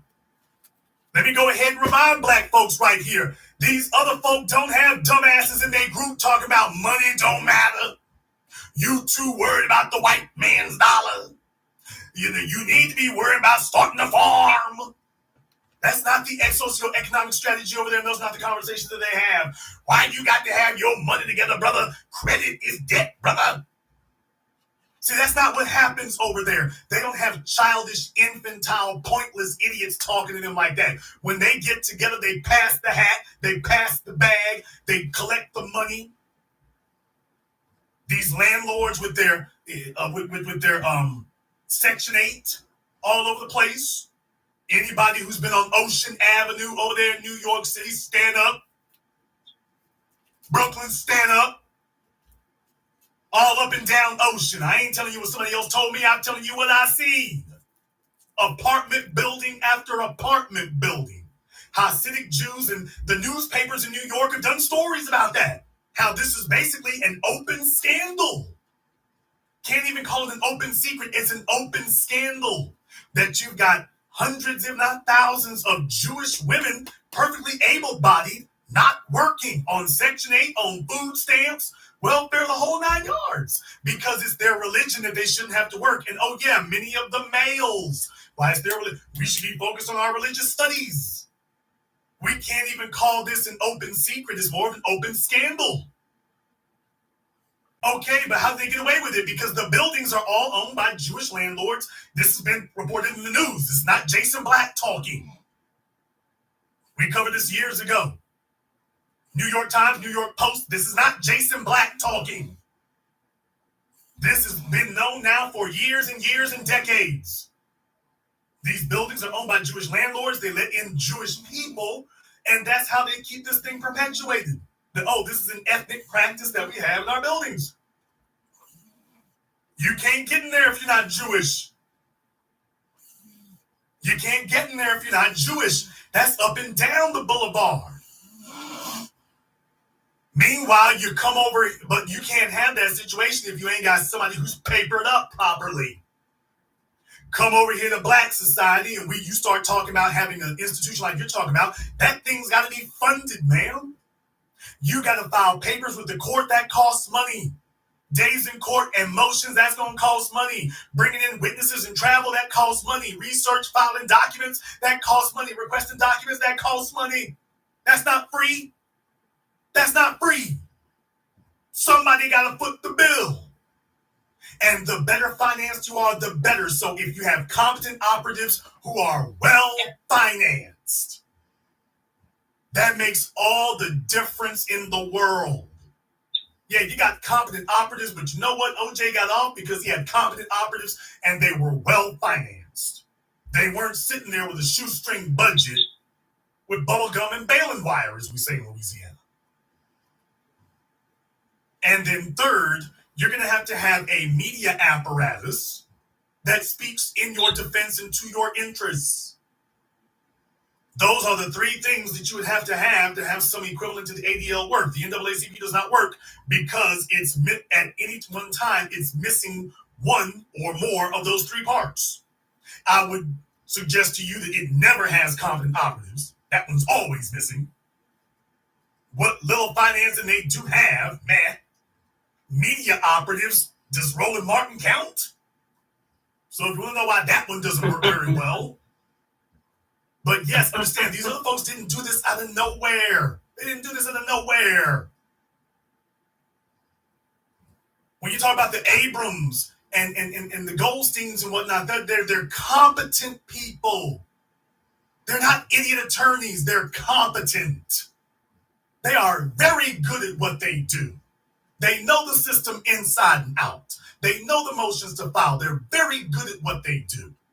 And when they get in front of the microphone and start speaking, you can immediately tell. You ain't never had a Jewish attorney for the ADL get in front of the microphone. Well, you know what it is. And I feel like what we should say is that we need to have a moment here.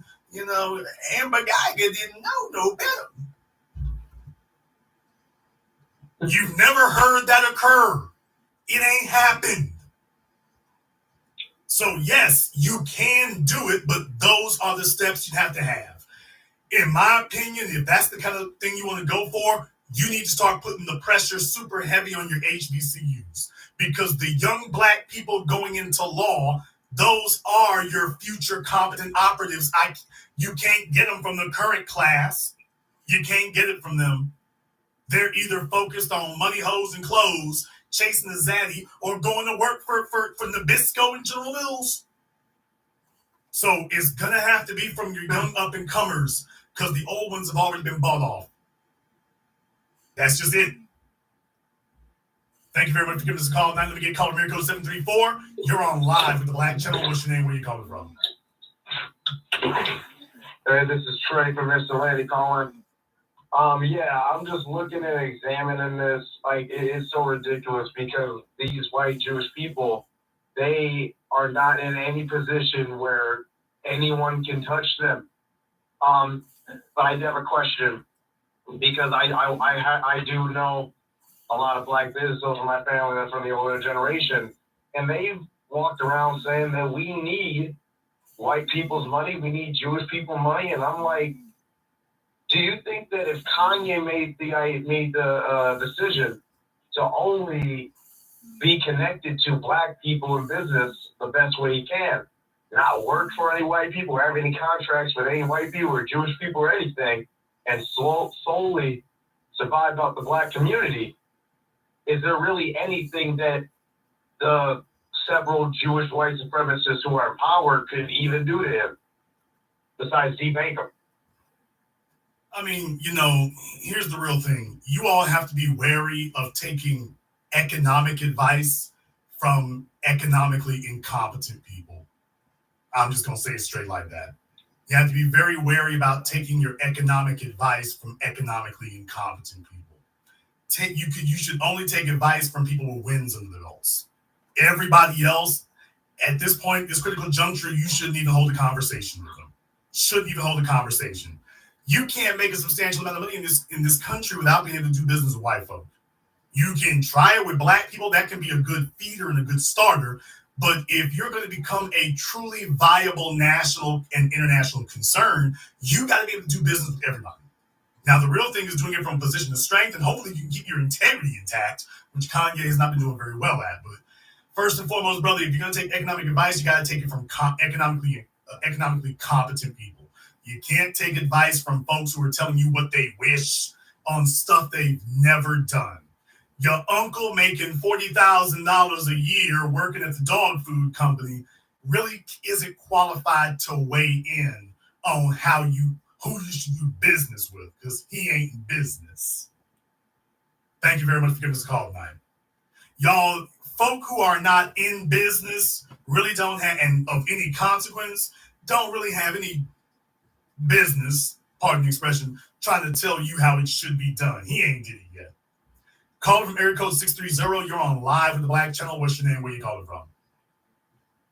Hi, Jason. This is Nick from Chicago by way of Houston. Nick from Chicago, what's on your mind? Yeah, so I have 3 quick points. One, on the Brandon Sanderson. The only reason I know about him is because of my ex, and she followed a lot of fantasy novels and science fiction. Well, he's more of a fantasy writer. He took over from another writer. He's good for the Mistborn series, and he's been trying to get that on TV. I think this so-called algorithm definitely boosted him up to put him up to become the #1 Kickstarter that they raised in history. So, yeah, it's just surprise. Here's my thing about him. Bestseller. I don't know who this guy is, but here's my thing. I went to look if he's a bestseller. I didn't see anything like that. And here's my thing. I took a look at his numbers in May of 2020. He only had 30,000 subscribers on YouTube. In May of 2020, he only had 30,000. By May of 2022, he's well over 300,000 by that point. So that's why I'm like, okay, if he was a best-selling writer or something, I'd expect to see more of a following and everything. So I don't know what he's done, but based on what I've seen there, either he's just been flying real low below the radar, but it doesn't seem to be anything of really tremendous consequence. It seems like he's more of a niche person. Like he's got a bit of a following, but he ain't up there with Stephen King or Dean Koontz or George R.R. Martin or anything like that. Now, I'm not going to sit here and swear to it. Don't know who the guy is, but if I'm wrong, you can correct me on that. But I didn't see anything of any real consequence. Not tremendous, not New York Times best-selling consequence. If I'm wrong, I'll just be wrong on that because I'm like, hey, I just heard the guy myself. But my cursory look, I didn't see anything like that. And for his numbers to be that low 2 years ago, because he was on YouTube before 2 years ago, but he didn't have any numbers like that. And then just out of nowhere, not just out of nowhere, but through the pandemic, he just spikes. And it's not like I haven't seen him cranking out a bunch of work like that. So if I'm wrong, I'm just wrong, but I haven't seen that. Yeah, he's sold about, last I checked, was about between 18 and 22 million books. But that's over a decade and a half, I think, if I'm not mistaken. I wanted to write myself, And I got out of it just because of this white supremacy thing. I went in to talk to some people in Hollywood, but that's another topic. But as far as that, I wouldn't say he's a good seller at all. He has a niche and a big following. Yeah, That's about it. I wouldn't have known about him if it wasn't for my ex. Kind of like Tyler Perry. You know, he's got a niche audience. He's got some folks. Yeah. From what I gather, he's really got up until this point, he had a hardcore following is how he got started. And then he comes to YouTube. So obviously this was part of a plan. I ain't hating on that. That's perfectly fine. But when you turn all of these Silicon Valley companies that are getting government help and government support, government law support, corporate support, when you have all these companies that get this kind of thing, and then they steer it and direct it solely for the benefit of white people, there's where you have a problem. So like I say, I'm not saying the guy was a nobody, but I am going to say that this wasn't George R.R. Martin. This wasn't J.K. Rowling. This wasn't that. This is a guy who had a following. Okay, it was probably significant enough that he could parlay it. Sure. Heavy hitter, major name, that wasn't what I was seeing. I didn't see that, and I'm still not getting that vibe. However, he's been given everything he needs to get there. Quality of his work notwithstanding. He's been given everything he needs. And nobody's questioning that. Yeah, definitely. Because getting to the second point, and I guess it goes into the third one too, was that on my sports channel, I've tested out a couple of things. I've even recorded it, talked to YouTube chat, and the shadow banning is so apparent to black creators. As soon as they find out you're a black creator, many people thought I was white for whatever reason. As soon as they found out I was black, for sure black, my channel got suppressed slightly. Then I started testing out with certain words that I'll say or YouTube posts. YouTube customer service or the lack thereof is telling me there is no such thing as an algorithm. I got all of this recorded. So I'm just building up a case study right here, but I wanted to speak to them.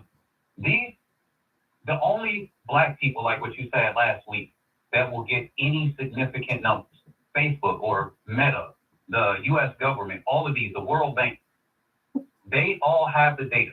Black people set the trends. Black people create all of the topics. Black people, this leading everything.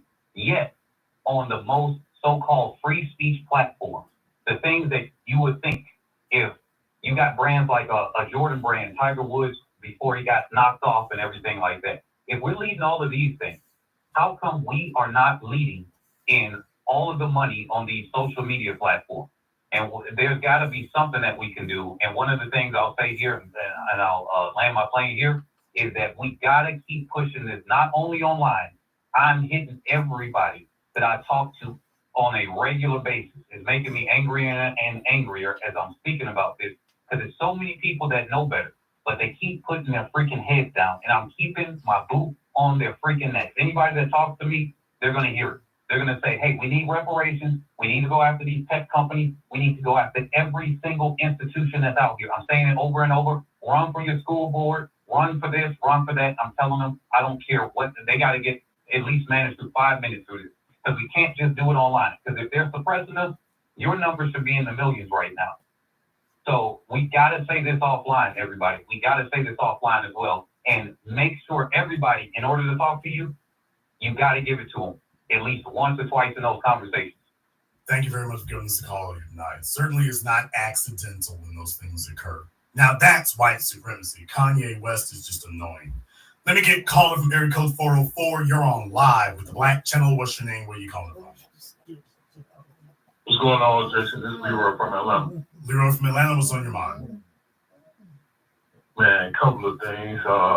When you were saying about white supremacy and what the J Squad was just calling that they're doing, man, it's so deep. A couple of things, like I said, it more than white supremacy. They trying to paint us as anti-Semitic, the face of anti-Semitism. Because I mean, you see what they did to Kyrie, and he not even a Christian. And then you look at how Kanye is carrying on. Dude, he's an op. He's a straight up op. But if they ever try and say it out loud and direct, our immediate defense is LeBron James, because this clown threw the whole Kanye interview in the trash because he was told to do that. We got a bunch of yes men who look like us, but not for us. They work for them. And we got to be careful of those kind.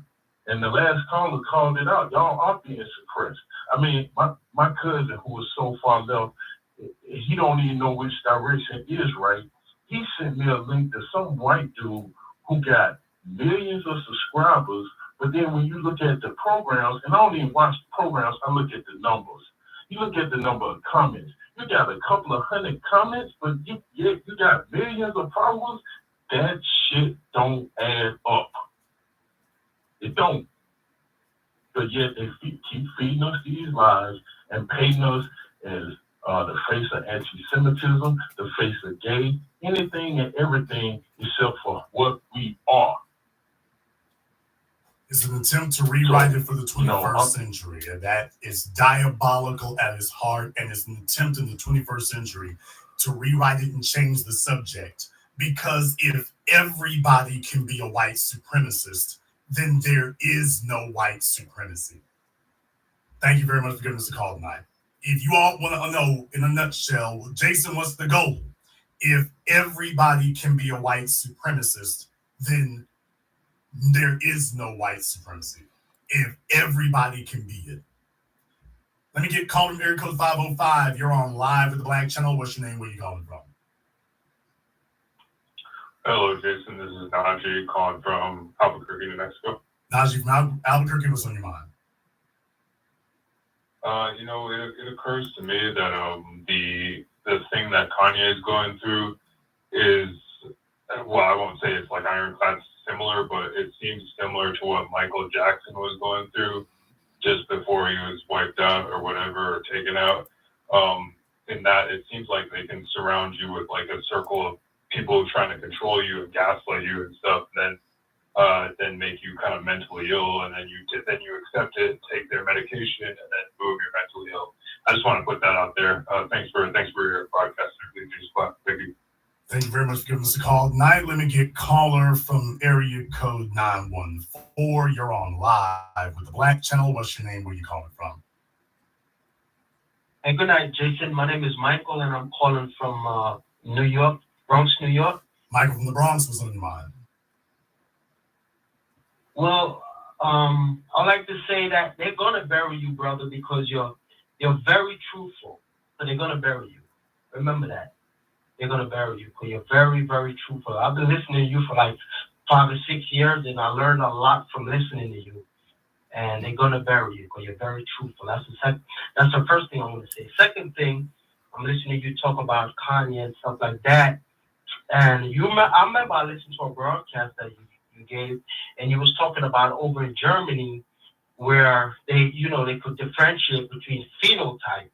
But you got to understand in America, it's about racism, and it's blacks are the most hated people all over this world. So Joe Biden and all these people, they're gonna get on code because Kanye, he has a mental disorder, so they don't care about that. The thing is that he's black, so they all gonna get on code. White Jews, whoever they want to call themselves, Anglos, whatever they call themselves, they all gonna get on code because black people they are hated everywhere. So that's just my point and my opinion on things. Thank you very much for giving us a call tonight. Please do give us a call again. Let me get caller from area code 803. You're on live with the Black Channel. What's your name? Where you calling from? Hey, this is B1 Rich calling from Charlotte, North Carolina. All right, Rich from Charlotte, what's on your mind? So I'm wondering if there's any danger in how I think black people, we're usually we hold ourselves the most accountable. Like the way other groups, they'll defend each other no matter what. They'll always be someone in their corner. With us, it seems like unless you say you can have a good message, but if you don't say it in a way that doesn't hurt, doesn't offend anybody or anything like that, then all of a sudden you're easy pickings, like the other people you described earlier.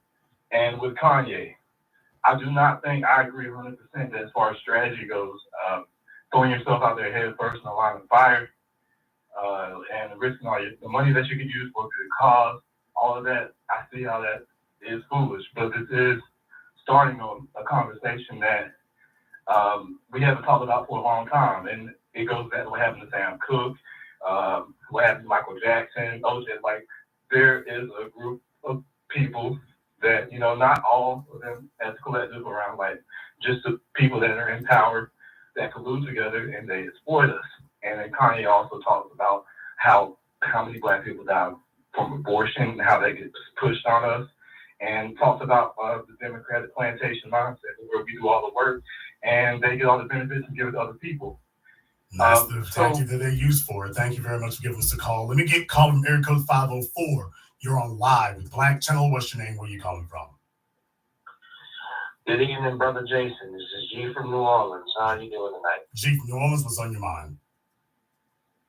Hey, brother, I know you have a busy show, so I'm going to try and be as brief as I can with just two statements. Number one, starting with YouTube and the algorithm, I say lawsuits. We need to start filing lawsuits on these bastards. I know they have some already, but they're suppressing free speech, and even though they're a private company, they still are in the market to the public.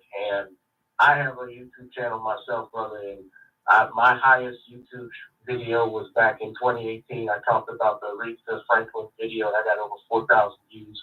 I have over 1,200 subscribers, but yet every time I'm looking at my views, they're always low. And honestly, I've known they are suppressing stuff because I get some of my videos taken down from back months ago with no explanation.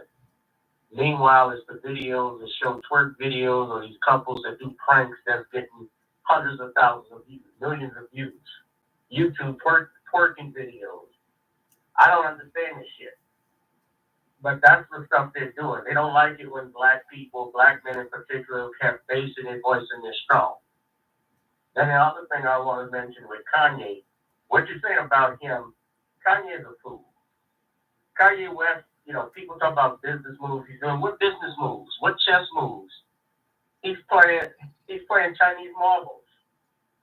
He's not making no business moves. This man lost $600 million for saying stuff. And let's be real, it's more of a private thing with dealing with he had with Adidas, because I heard he didn't like his contract. They talked about him buying Paula, which I heard, but I heard that that's not happening. So all it's going to take next for him, like Eddie Griffin said, every Black man that's in this business doesn't die clean. All it's going to take, he's one white woman away from being another Bill Cosby or Tiger Woods or Cuba Gooding Jr. They're always going to come with some shit. And you know what? To a degree, he doesn't have that base like he doesn't have the base like some of the other Black stars who get in trouble that we supported, because he's alienated Black people with the remarks he made. And now you go on Alex Jones, talk about you love him, and even Alex Jones was trying to give him a break. So, I mean, certainly this is on him. I mean, I do not like dogpiling on our people, even if I disagree with him. I will say that much. But, he's saying this stuff, eventually I would be surprised if you hear something about Kanye and the news bad, something even worse than this. And I'm really tired of them going back over. We got more, like you said, Nazi white supremacists out there. Well, certainly going forward, he's going to have that issue. That's for certain. Thank you very much for giving us a call here tonight. Going forward, like I say, you've opened the floodgates on that. Kanye, right now, just understand Kanye is a metaphor. He is something that's being used for the purposes of repainting us as the core of America's ills, and then by proxy, disarming us. Because if everybody can be a white supremacist, then white supremacy doesn't exist. And they are just going super heavy with it this time. They're going super heavy. So just understand who the real target is. The real target is not Kanye. The same folks talking about Kanye now, they going to bring it around to saying, by the way, in Black folks, there ain't no white supremacy like that. Including your so-called white liberals. They're all going to be on board with that. All of them. we're going to go ahead and we're going to wrap things up here tonight. I want to thank everyone who has contributed to support tonight's program here on PayPal, Cash App, or Super Chat. Mr. Rose, thank you very much here. Mr. Baker as well, and everyone who has supported the program. I see you. I love you. Thank you very much for it. We appreciate that. If you are new here to the Black Channel, welcome to the Haven of Intelligent Black Thought. We do this every weekend. Click that red subscribe button. Click that yellow notification bell. Join us each and every time that we are here. And if you have not gone to our website, blackchannelfilms.com, to go ahead and check that out, see our groundbreaking best-selling documentary work, 7 a.m., Gentrified, Race War, all available on DVD and streaming. Go to blackchannelfilms.com. That is blackchannelfilms.com. I want to thank all of you for joining us here tonight, and this concludes tonight's broadcast of the Black Channel. I am your host, your brother, your humble servant, the Black Authority. And until next time, my brothers and my sisters from around the world, remember, Black is the future, and the future is uncompromising.